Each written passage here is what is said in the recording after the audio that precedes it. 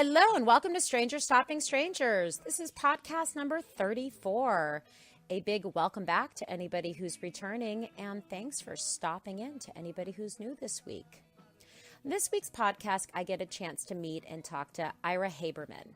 And Ira and I met, as I've met many of these amazing deadheads that you've gotten to hear our conversations on the internet. And Ira has a podcast that's a Grateful Dead genre podcast where he talks to some really fantastic guests, Dave Lemieux and Scott Metzger, and really enjoyed listening to it. So we got in touch, and now we get a chance to hear Ira's stories and music selections. This was the first time we talked, so it's a little from the hip, but was so much fun. And last thing I'll mention is, normally the guest picks 3 to 5 songs, and Ira got a 6th song in there. And, with these 6 songs, it's a little long, but really worth every minute because it spans from his first show to the music that, influenced him and turned him on to transitional dead, and really get a chance to highlight and high spot each of the core members. So much fun to meet and talk to, and I hope you guys enjoyed too. So thanks as always for tuning in, and we'll catch you next week.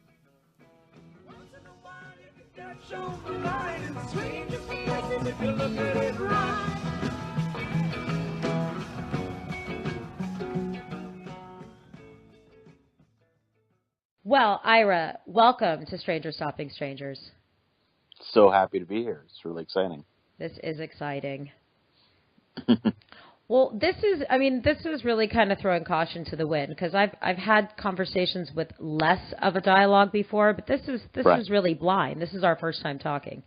Yeah, well, I don't like to spoil the fun by letting everything out before we actually have an opportunity to talk on tape. I find if we had a discussion beforehand, what would happen is you would know all the stories and we wouldn't be able to dig in deeply because you wouldn't be surprised by anything, and that's not exciting. So I prefer spontaneity. It adds a little bit of element and surprise to the discussion, and so yeah, thanks for just doing this kind of blindly. Oh, my pleasure. And now you've got to surprise me. Dazzle you. Yeah. Now I want to be dazzled by these stories that I couldn't hear before.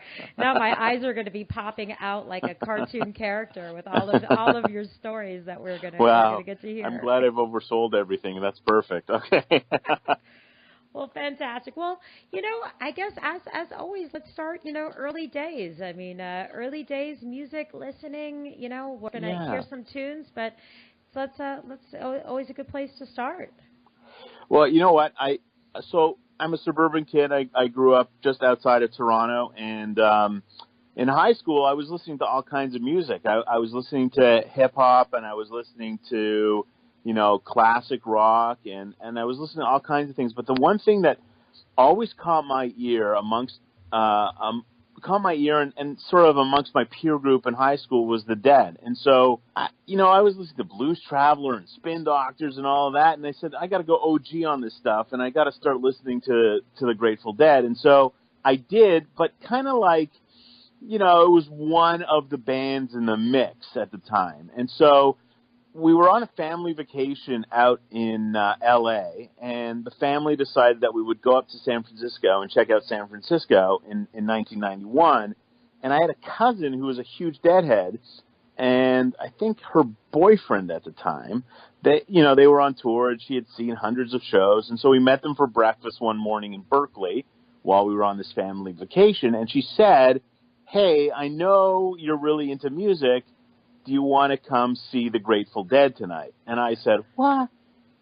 And so that was 12/28/91, and we were at a breakfast spot in Berkeley, and I remember it vividly. We had freshly squeezed orange juice, and I was with my mom and my dad and my little sister, and I said, can I? I mean, I'm 16, I'm in a foreign country, and we're sort of on a family vacation, and I said, can I? And they kind of both rolled, my mom and my dad kind of rolled their eyes and said, well, you're going with Cousin Andrea and everything will be okay. Little did they know that would be a monumental discussion and a monumental change in my life agreeing and letting me go to a concert with, some deadhead crazy cousin totally changed my life, and that evening totally changed my life. So I remember the events of 12/28/91 fairly vividly, because I think it really was a moment that changed kind of my appreciation for music and my appreciation for the Grateful Dead and my appreciation for a whole bunch of things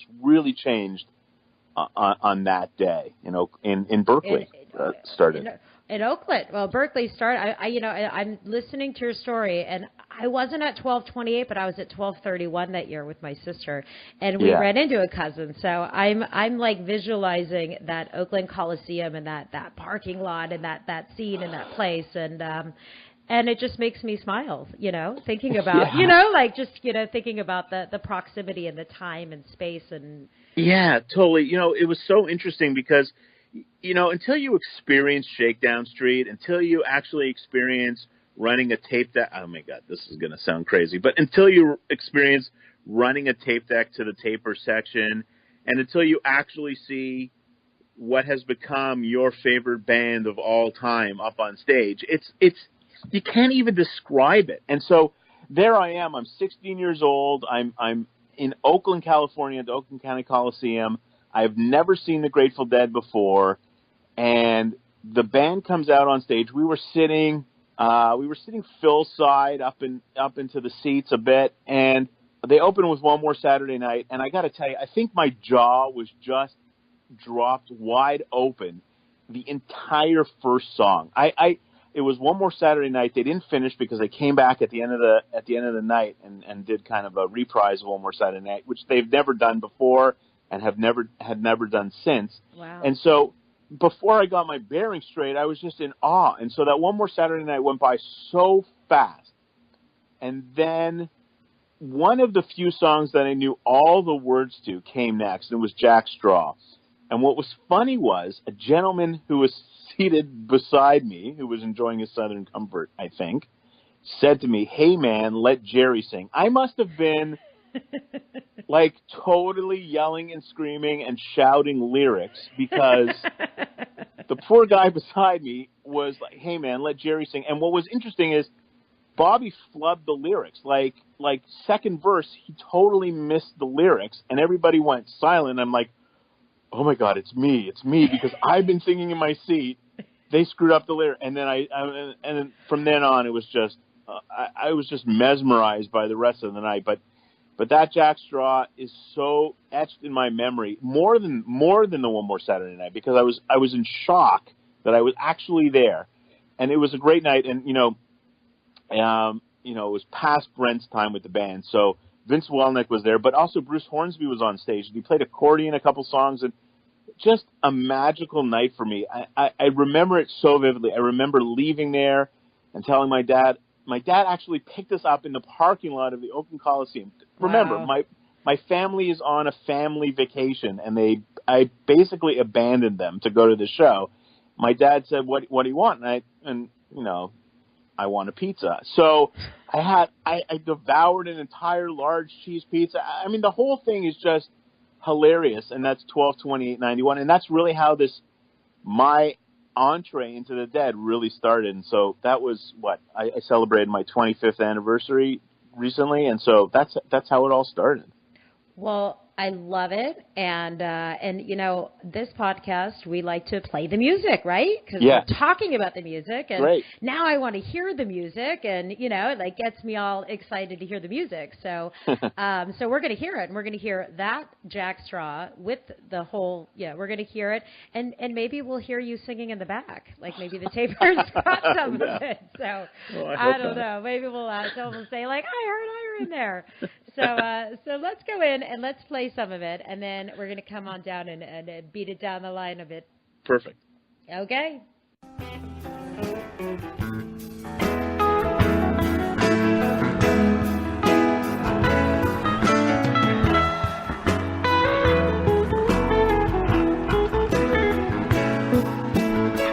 We can share the women, we can share the wine.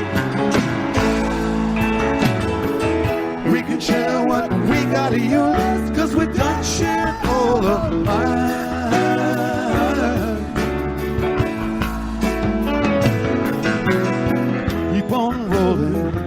just a mile to go. Keep on rolling, my old buddy, you're moving much too slow.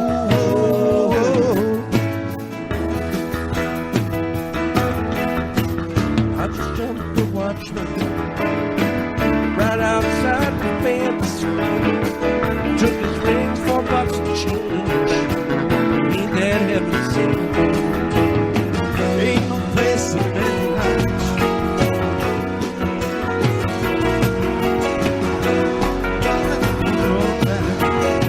Might as well be me.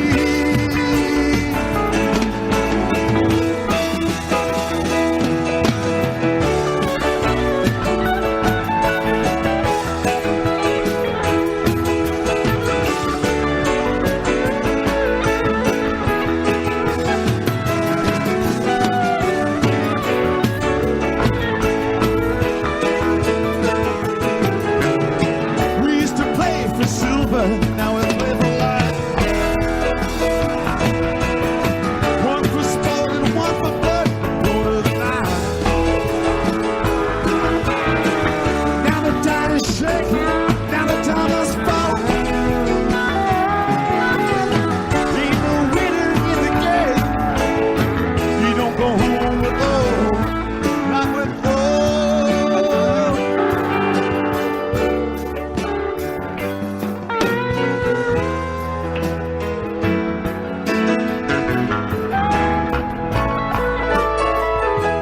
Texas, 4th day of July.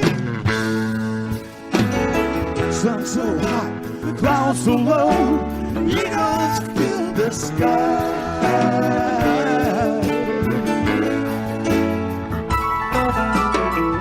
Catch a detour, lightning out of Santa Fe. Great Northern out of Cheyenne, from sea to shining sea.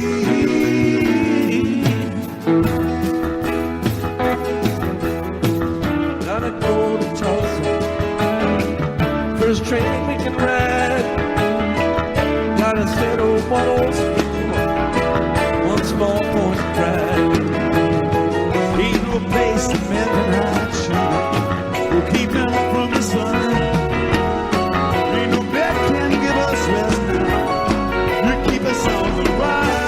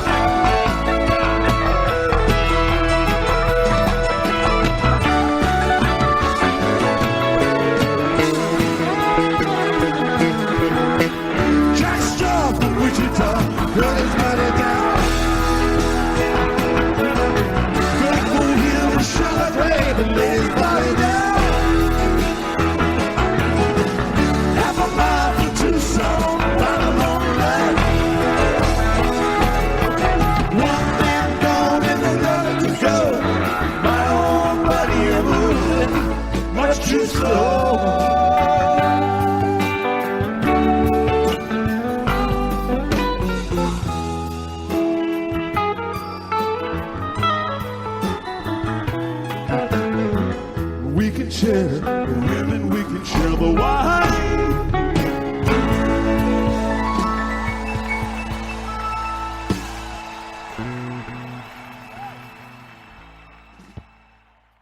Well, back from Oakland Coliseum, Jack Straw, and it's 1991. So tell us what happened next along the journey. Yeah, so, I got home and I just wanted to digest.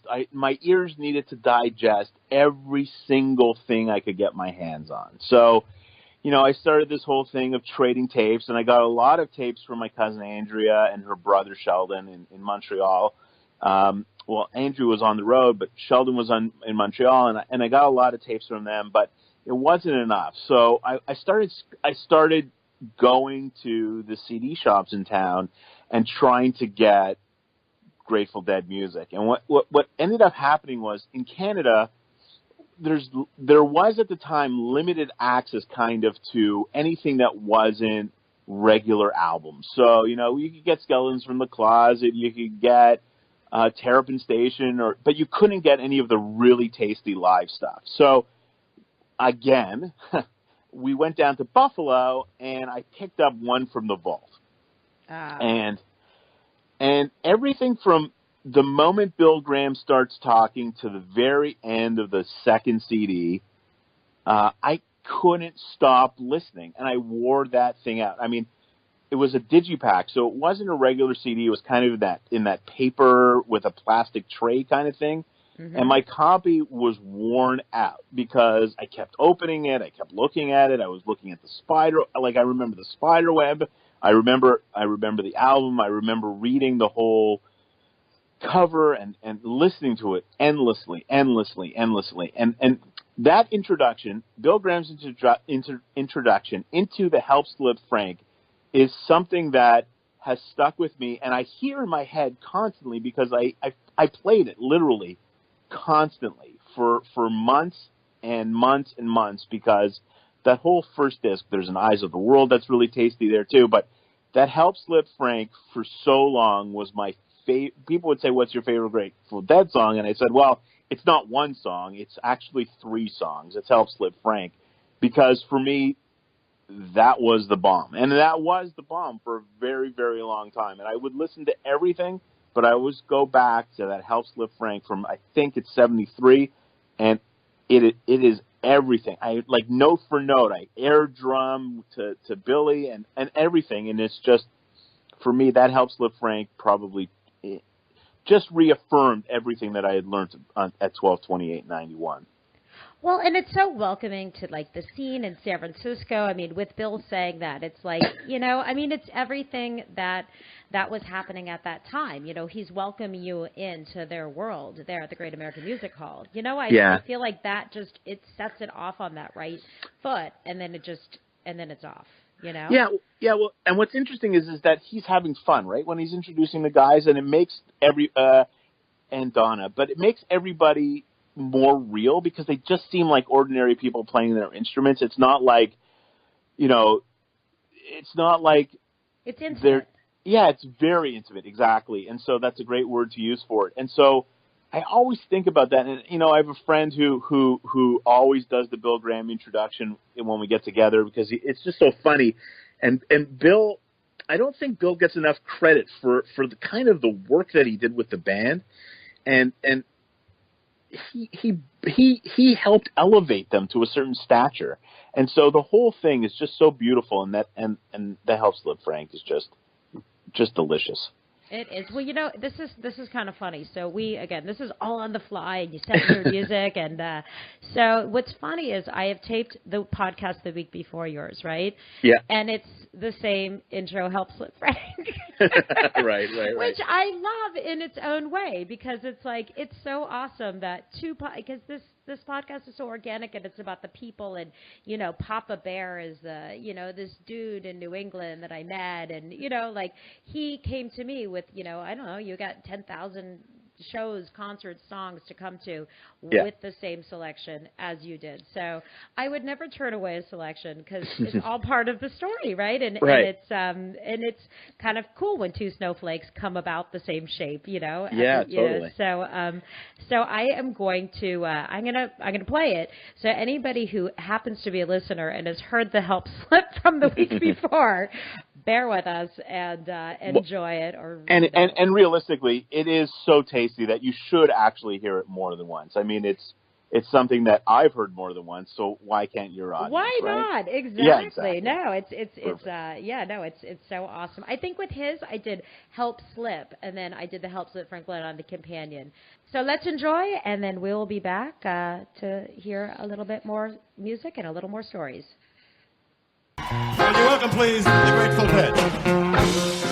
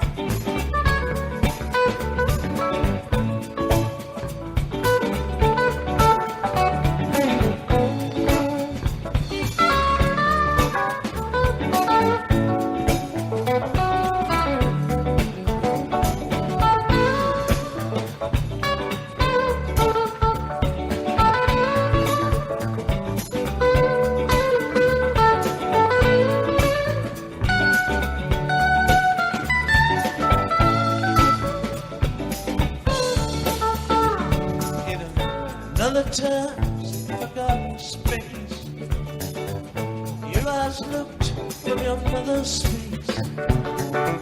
Wildflower seed and sand and stone. May the four winds blow you safely home. Roll away the dew. Roll away the dew. Roll away the dew. Roll away the dew.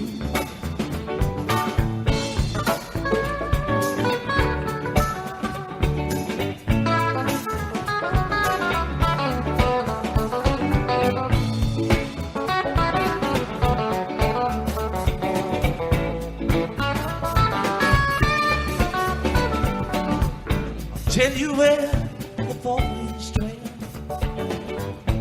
Franklin's tower, the haze of bed. It can ring till the night today. It can ring like fire when you lose your way. Roll away the dew. Roll away the dew. Roll away the dew. Roll away the dew. God save the child who rings that bell. May have one good ring, baby, you can't tell. One watch by night, one watch by day. If you get confused, listen to the music play.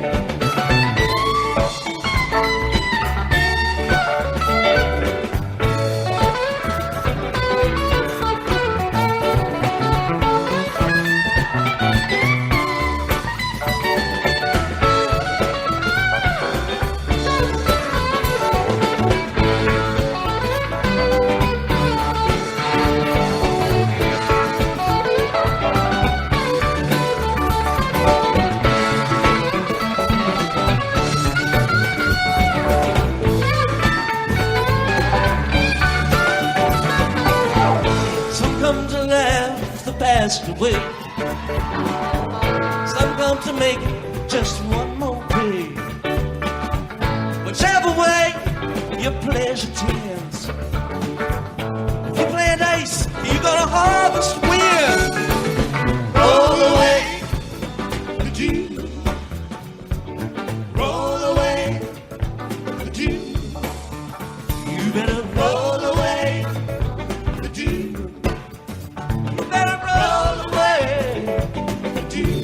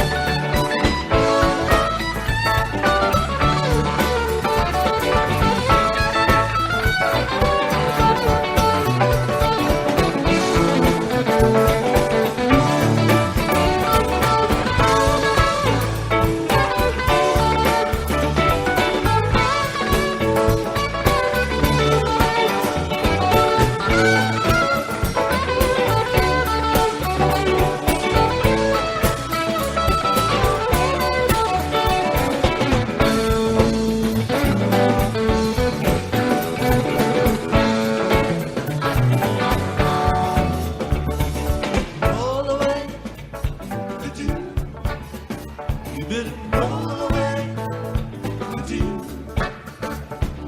Roll away the dew. You better roll away the dew. Roll away the dew. Roll away the dew. Roll away the dew. Roll away the dew.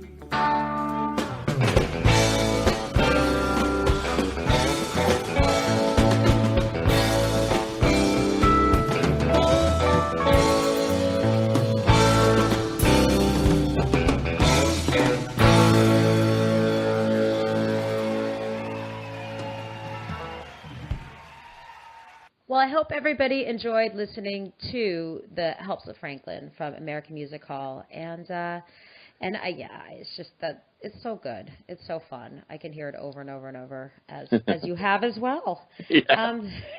So there's a couple album choices. So these are that we're going to talk a little bit about. Tell me a little bit about your relationship with Go to Nassau and what that means. Well, you know what? I think there's so much material out there, and I appreciate that, a lot of this is available on archive.org or all the tapes that I had and all of that. But for me, the work that David Lemieux now does as the archivist and Dick Vatla did before him, all of that material is so much better when it's professionally produced. And so, not to take anything away from, the work that Charlie Miller does or Betty Kenner Jackson or any of those original reels, but really, really being able to digitize that music and make it sound sonically so much more appealing is really exciting to me. And so when I got my hands on Go to Nassau, first of all, what's interesting about it is it's a 1980 show, and people, kind of are weary about the 80s period, kind of when things changed for the band quite a bit, and Keith was gone, and so Brent comes in, and so there's a whole different vibe to the band. But I'll say this about Nassau, and specifically about Bobby on that show. I don't think Bobby was a screamer, and so this show is so different for me because Bobby's not screaming, and some of the songs that are on Go to Heaven are on this record because this was the show post Go to Heaven. Mm-hmm. And so what I really appreciate is the songs that Bobby does. And it kind of reinvigorated how I felt about Bobby and how I felt about his music. Because too often I think all of us kind of get captured by Jer and Jerry's songs and all the great, obviously, songs that are in the Hunter Garcia songbook. And sometimes you just have to take a step back and think, there are other guys in the band, and there are other great songs. And so for me, one of those songs is Saint of Circumstance. And we kind of had this joke amongst my friends that it was the song of the year. And it's been the song of the year for multiple years just because it's a great song. And I don't think it gets enough credit. And sometimes I think Bobby's songs don't get enough credit because he's not Jerry. And so right. I love Saint of Circumstance, and I specifically love this version from Go to Nassau because for me, it captures the emotion of the song, and Bobby's just spot on throughout the entire song.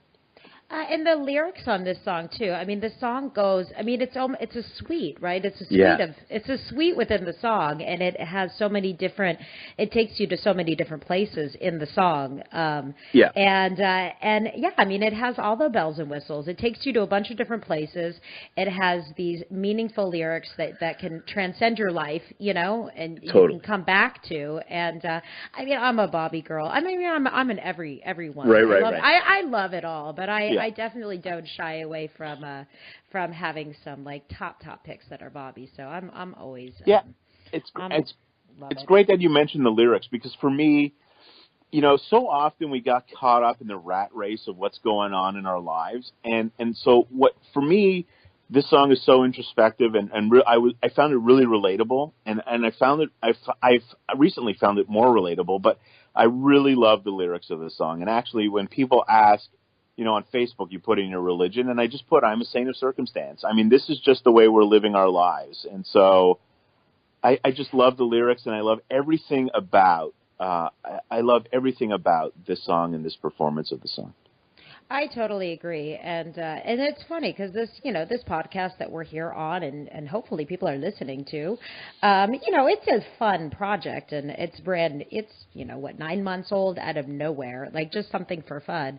And as it's gone along, and I've met different kinds of people, and people say, what's your plan? And I will quote, say the circumstance, Right. but sure don't know what I'm going for, but I'm going to go for it for sure. So all right, well let's go for it. Let's go for it and play the song, and then we'll be back.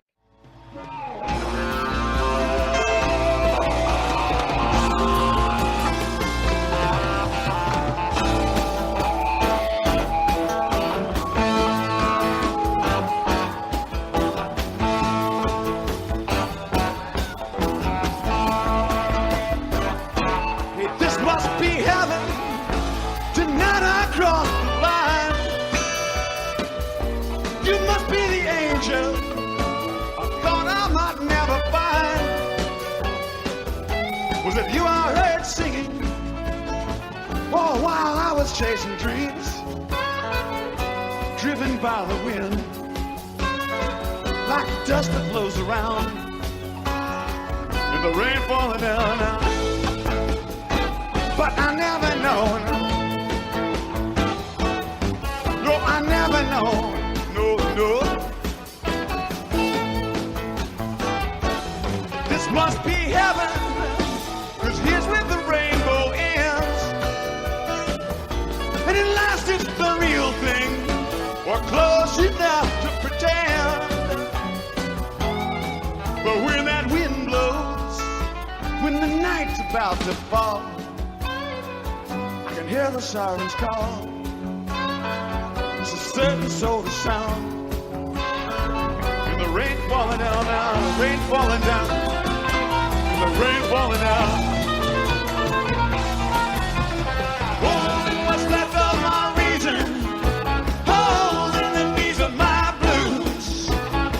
Hard to get with any reason, but I'll pull through. Never could read no road now. No, I don't know what the weather might do. But hear that witch wind whine and see the dark stars shine.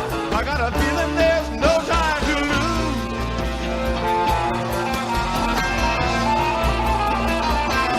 No time to lose.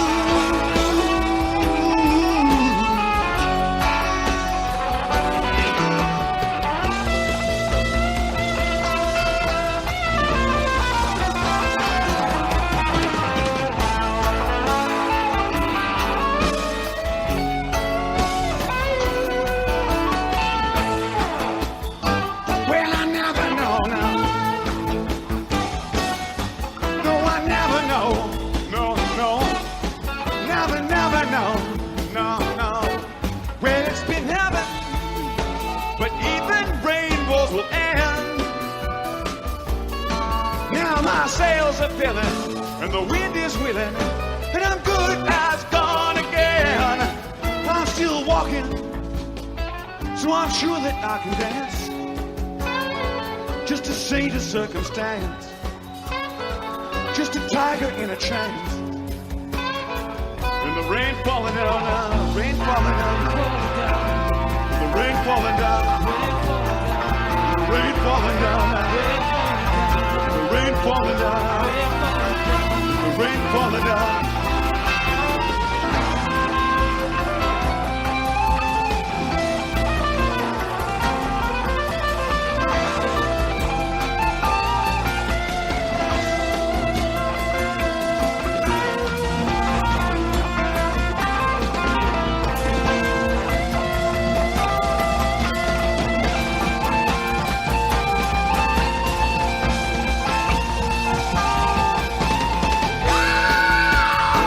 Well, I never know now.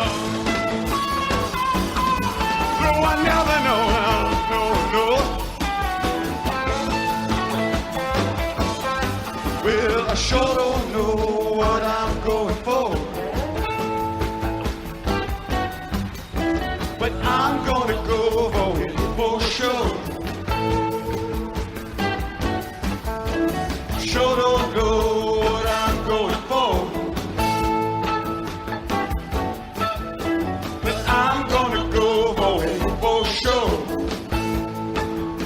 sure now. Sure don't know what I'm going for. I never know. I never know, no. But I'm gonna go for it for sure. That's for sure now. You know what I'm talking about. Sure don't know what I'm going for.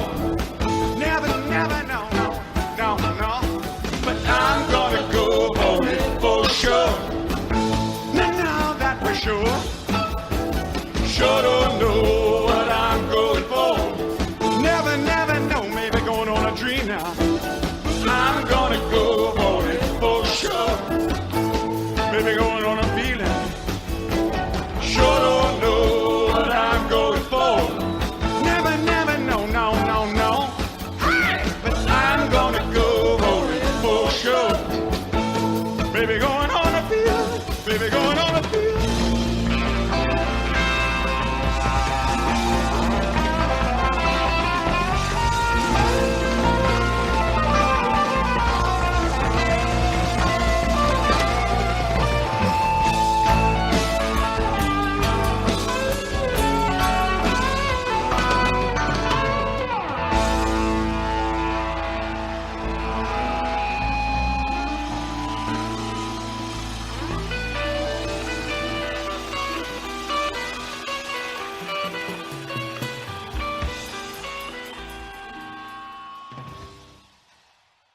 Well, back from listening to Saint of Circumstance, and we're going to go a little down the journey with one of the next songs and experiences, which I have as Althea from Fare Thee Well.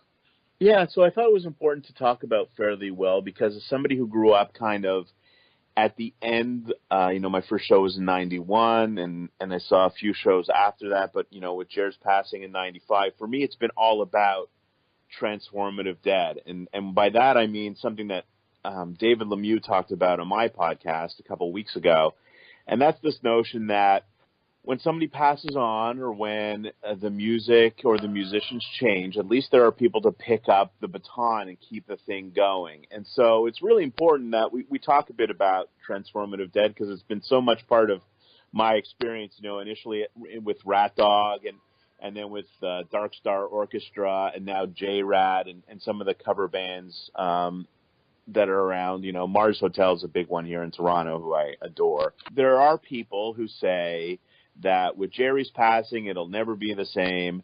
And that's true. That's true. There are also those, by the way, who say with Pigpen's passing, it would never be the same. Or when Keith and Donna left the band, it would never be the same. Or when Brent passed away, it would never be the same. Or for that brief period when Mickey wasn't in the band, it wasn't the same. But here's the deal. The songs live on because they are so spectacular, whether they're the Garcia songs or the Weir songs or even the couple of Lesh songs. It doesn't really matter. So for me, it's about the music and it's about the community. And what struck me at Fare Thee Well is it really took a long time for people to kind of grasp this notion that Trey Anastasio, a huge musician on his own right with tremendous chops, who is not Jerry Garcia, nor does not want to be Jerry Garcia, kind of had to fill this role at Fare Thee Well. And I think it took him, well, for me at least, it took him 2.5 shows until this Althea to finally grasp the reality that he's not Jerry Garcia and for the fans to grasp the reality that he's not Jerry Garcia. And this Althea, to me, he lets loose and he's just Trey singing a beautiful song, a very Jerry Garcia song. And for me, it really symbolized what Fare Thee Well was all about. Oh, absolutely. No, I couldn't agree with you more. I think there's just, I was checking a word, incarnations or iterations, and the difference between those two words. And honestly, in which one I was going to apply to, the different, the transformative dead, and they're both correct, right? Because there's iterations, which would be the different bands coming in, and then the incarnations, which would be the variations of the players. And I love it all, right? We welcome it all. Yeah, it's amazing.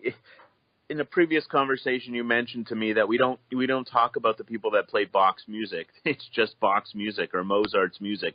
It doesn't really matter who's playing it. It's still incredible music. And so that's the point. I think that's the takeaway, is that these are undeniable, incredible musicians.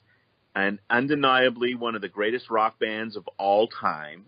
And so if their spirit and their music lives on in different incarnations or different iterations, who the fuck, cares? No. Amen, brothers. You preaching to the choir. Amen. And the funniest part is so many of our favorite songs, and in particularly Jerry Garcia's bands, aren't even their music, like Right. their covers. So the part that always makes me laugh is when people talk about covering the Dead, which were covers anyways, like no one, you look at Jerry and nobody's tossing any shade on playing, great R&B music that they created into their own. So there's that. And when Jerry passed along, his biggest compliment was paid by Bob Dylan, who he covered all the time. And Bob said, nobody covered me as well as Jerry Garcia with passion and emotion. And so if Bob Dylan is saying, I'm over this idea of people covering my music, God damn it, let's all get over it and just enjoy the music. Absolutely. I mean, okay, no disrespect to Bob Dylan, who I think is one of the most amazing songwriters of all times and, Right. just received a prize and, everything. But I have a little theory that any Bob Dylan song that you like, if you hear someone else sing it, it will sound better. He wrote it, but he positively 4th Street with Jerry Garcia, sealed the deal for me, because I'd never heard a cover of it. And then I was like, wow. Yeah. Yeah, I get it. I get it. But I do love it all. Well, let's go hear it. So let's go in and hear the Althea from Fare Thee Well, and we'll be back with a couple more songs and a couple more stories.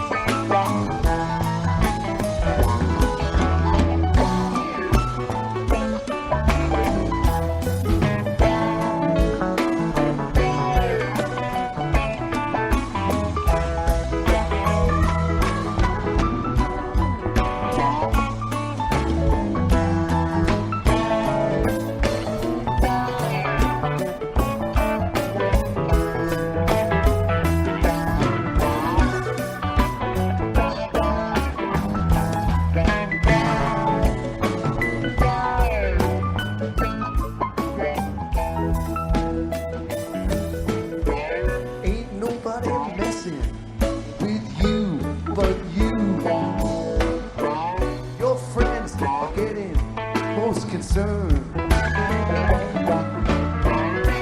Loose with a tree, baby, it's your fire. Baby, I hope you don't get burned. When the smoke had cleared, she said, that's what she said to me. Gonna want a bed to lay your head and a little sympathy.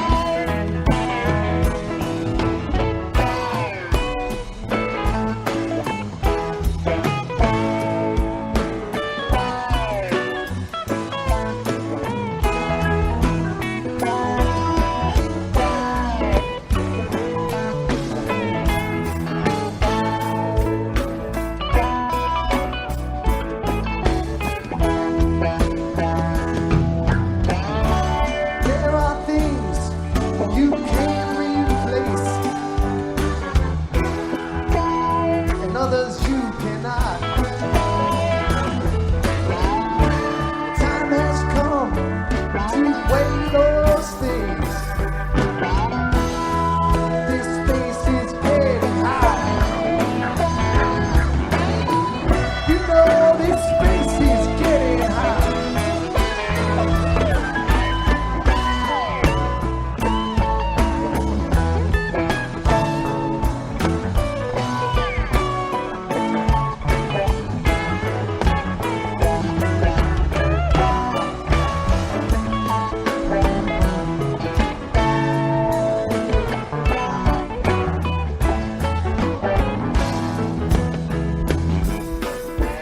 I told Althea I'm a roving sign, that I was born to be a bachelor. Althea told me, okay, that's fine. And you know, now I'm trying to catch. Can't talk to you without talking to me. We're guilty of the same old thing. Talking a lot about less and less, and forgetting the love we bring.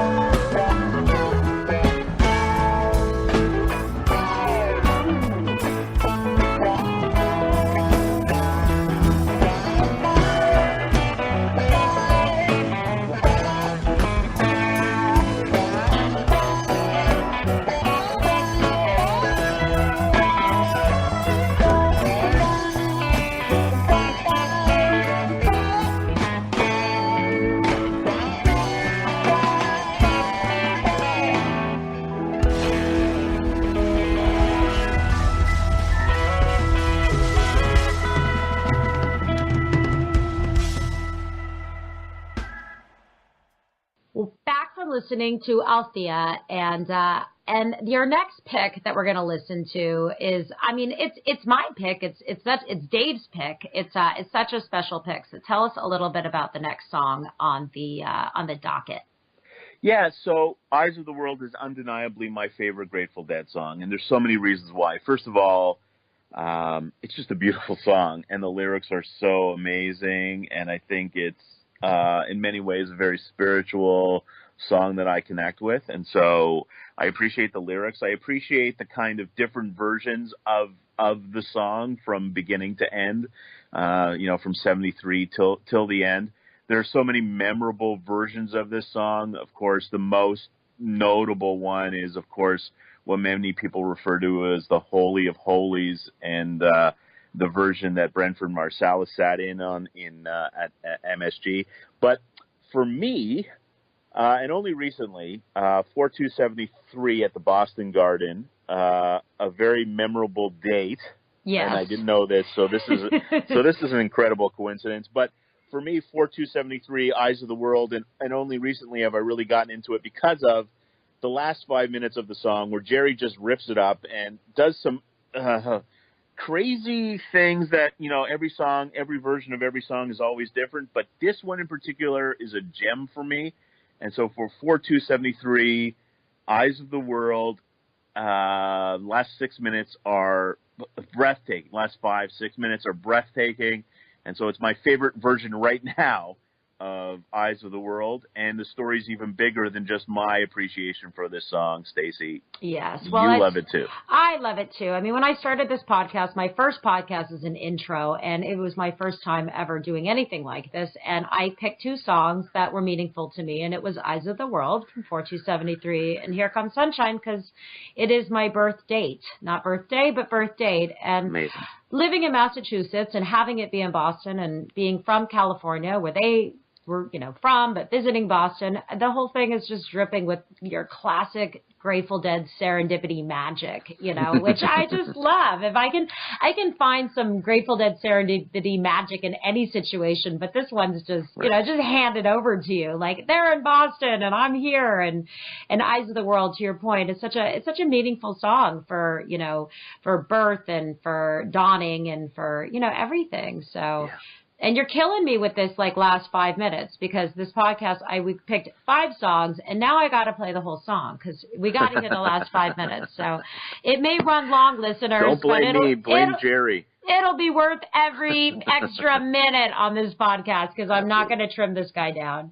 Perfect. So everybody enjoy this unabridged version of Eyes of the World on the auspicious date of 4273, and we'll be back.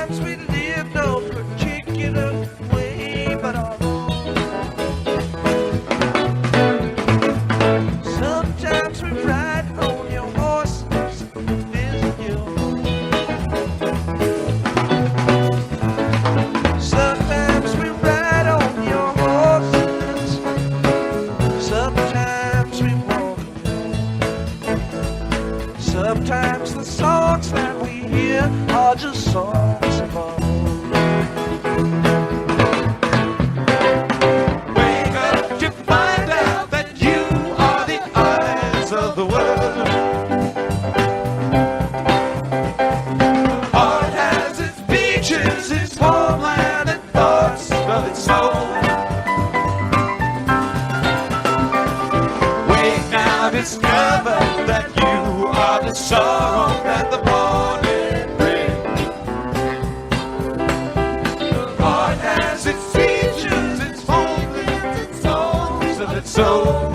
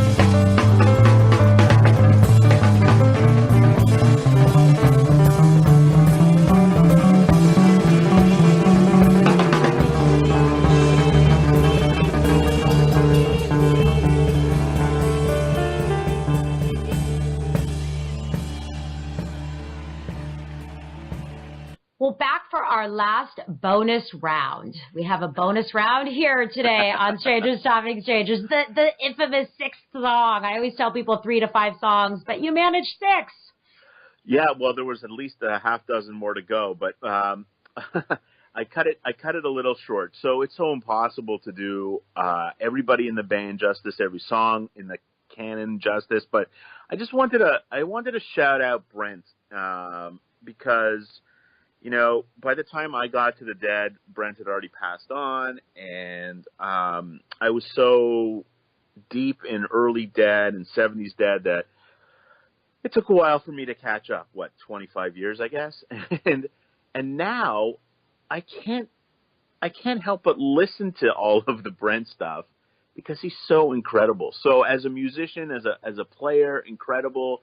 As a singer, incredible, and even as a songwriter, so incredible. And so, "Blow Away" for me is just one of those songs that is just part of my being right now. And so, it wouldn't be fair if we were talking about Ira Haberman and the songs that he appreciates of the Grateful Dead if we didn't include "Blow Away" because it's really a big part of who I am right now. And so, I love the song.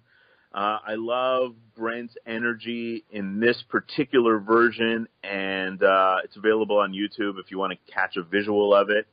And just had to include it. Sorry for stretching your time, Stacy, with putting it all together. But really important note that we play "Blow Away" from Brent.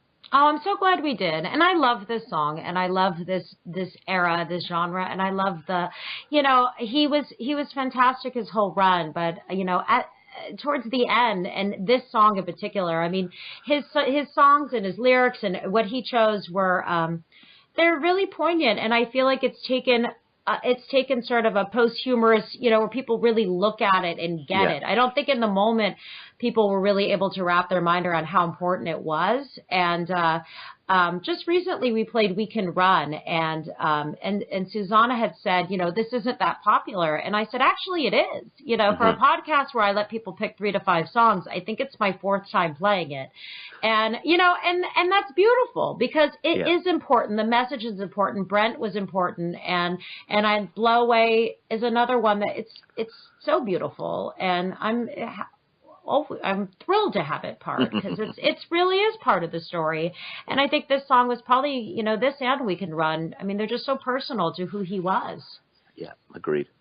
Absolutely. Well, let's play that and we'll come back and say a little goodbye. So we're taking you to, this is the Crimson White and Indigo. Tour. Indigo. This is the Crimson White and Indigo tour from 7/7/1989. So everybody enjoy, and then we will return.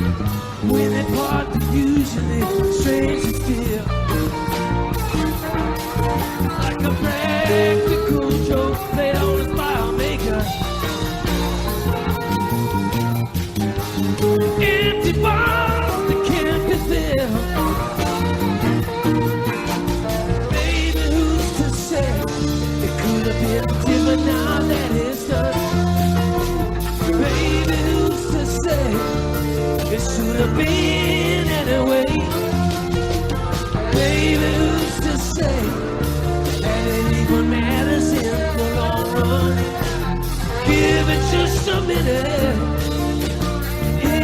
blow away, it'll blow away.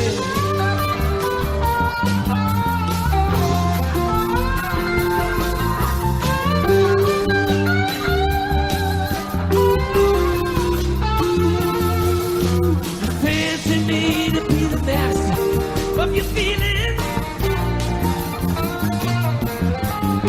You barely bruise me with your looks kill. I admit we were sometimes brutal in our dealings. I never held you against your will. Baby, who's to say it could have been different now that it's done? Baby, who's to say it should have been anyway? Baby, who's to say that it even matters in the long run? Give it just a minute, it'll blow away, it'll blow away.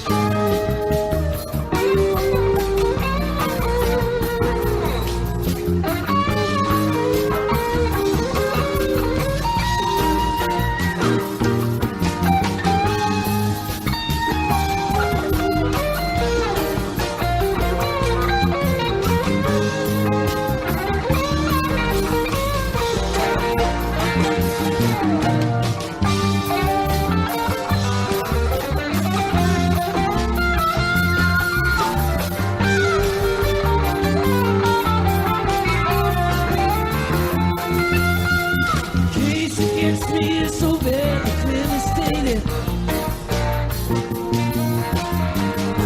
I plead no contest, I just heard and I shrug.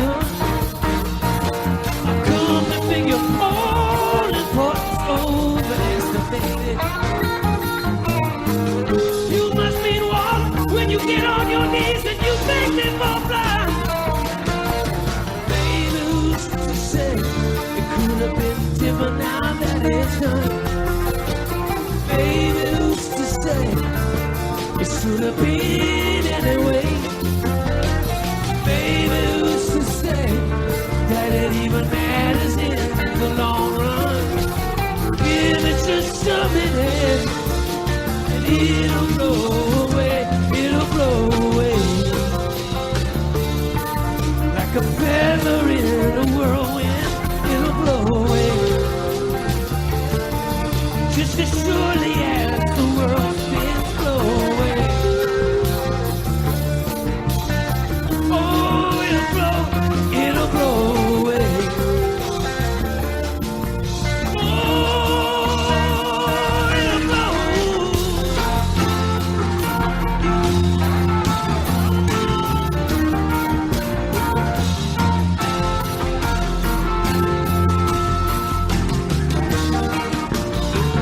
Give it just a minute, give it just a minute now. Watch it blow away. Give it just a little minute, give it just a little minute now, baby. Watch it blow away. Give it just a little minute. Watch it blow, watch it blow, watch it blow, watch it blow away.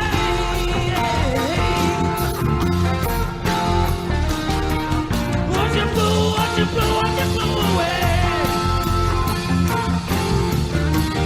Watch it blow away.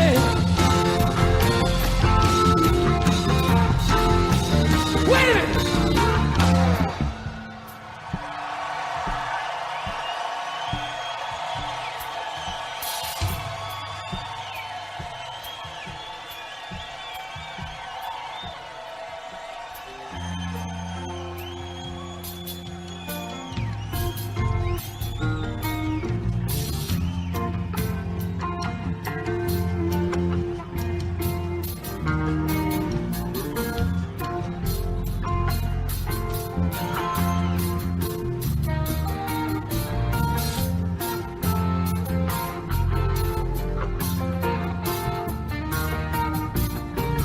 Give me just a little piece of your time.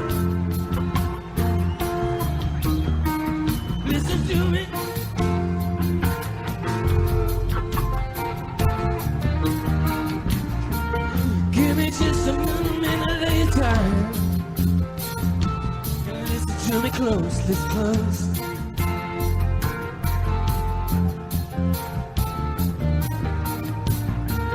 There's been something I've been trying to get through to you. So listen close if you never listened close in your life before. Listen up.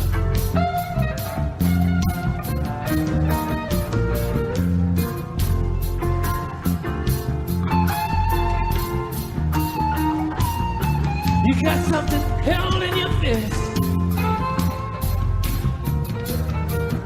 You got your fist held tight. You're holding on hard. What you think is love, what you think is loving.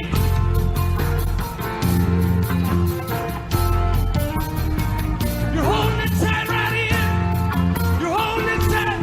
It's like your fingers are ready to turn blue. And you're holding that fist close to your chest. It's like you want to push it in. It's like you want to push it deep inside your heart. Deep inside your heart, yeah. You want to shove it up in your chest. You want to keep that love in it. Well, what do you think your rib cage is? A jail cell, mama? You can't hold love in your heart like that.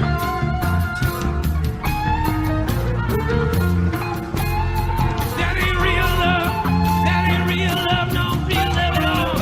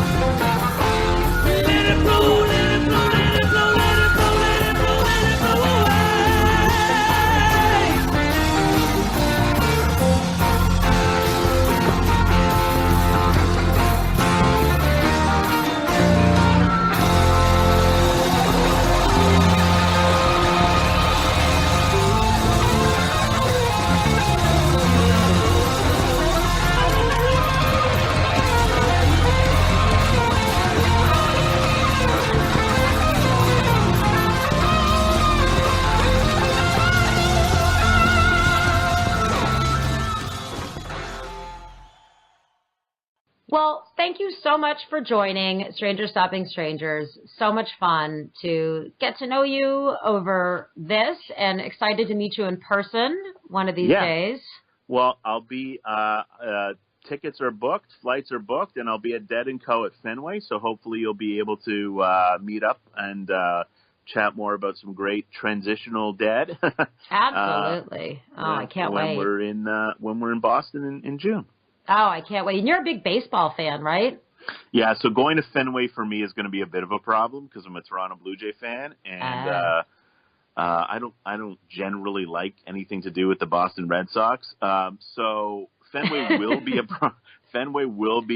big problem, and I will say this: the only reason you could get me to go to Fenway Park if the Blue Jays aren't playing there is if the Grateful Dead or some incarnation thereof is playing at Fenway Park. Otherwise, that's a disgusting building to be in. It's a no-fly zone. Well, Exactly. I'm excited. Well, I mean, dude, all eyes are on June, man. I can't wait. So we will definitely meet up and shake our bones together a little bit, cool. and it's going to be really, really fun. So Great. Looking forward to it. Well, thank you again for joining, and we'll catch you next week, everyone. Bye. Bye.